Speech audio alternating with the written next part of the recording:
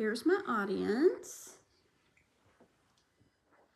My name is Jessica Brinsfield, and I am here to talk about the ongoing discussion of whether college should be free for all or paid by everyone. College has become one of the biggest decisions young adults face today after high school.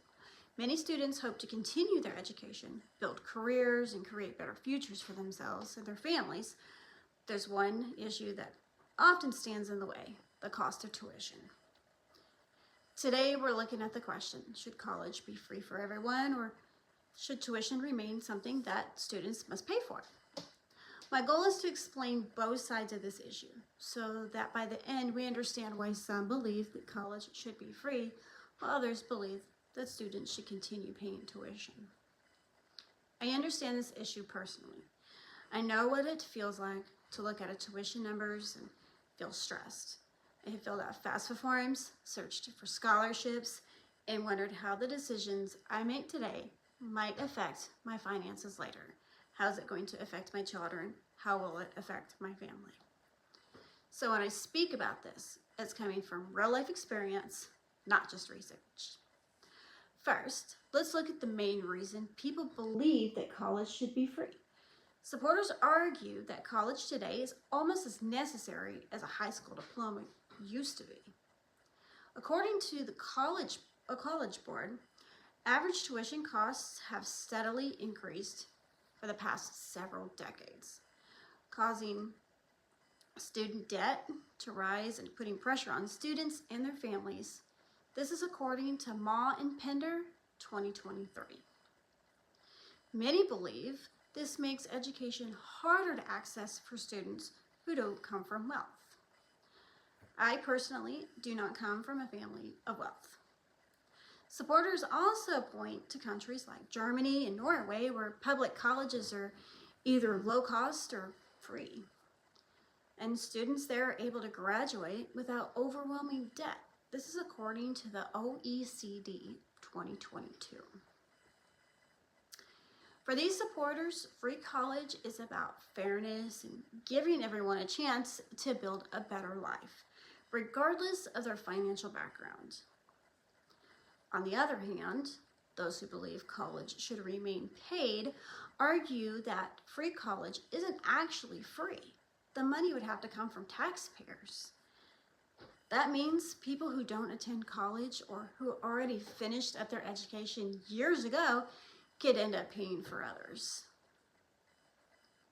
Some also worry that making college free could lead to overcrowded campuses or even lower academic standards, because people might attend without being fully committed. In addition, not every successful career requires a 4-year degree.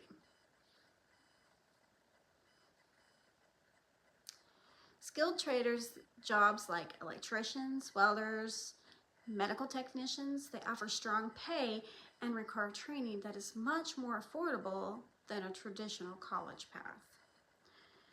This is where the FAFSA and the scholarship serve as a middle ground. The FAFSA provides students with access to grants, work-study programs, and loans depending on financial needs.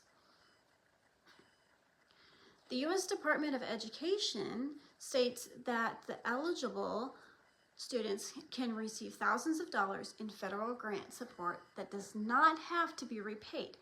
This is from the Federal Student Aid from 2024.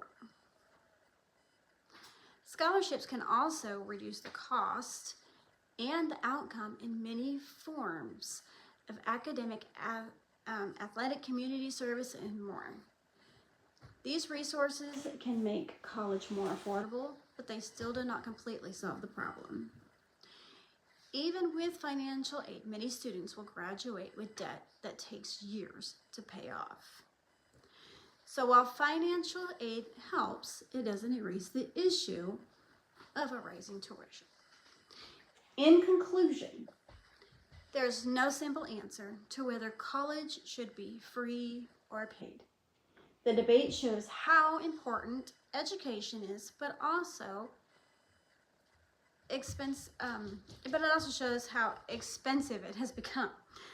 The bigger message is that the students should not have to choose between building a future and taking on lifelong debt.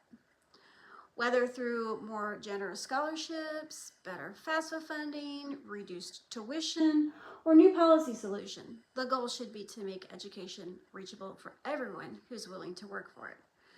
The opportunity is to learn should not be limited by money. Thank you for attending my speech today. I hope that you have received something from this and that you will be able to make a better decision and may have a better understanding of why college should be free or why it should be paid for. Not here to persuade anybody of any particular situation. But again, thank you again for watching. Jessica Brinsfield.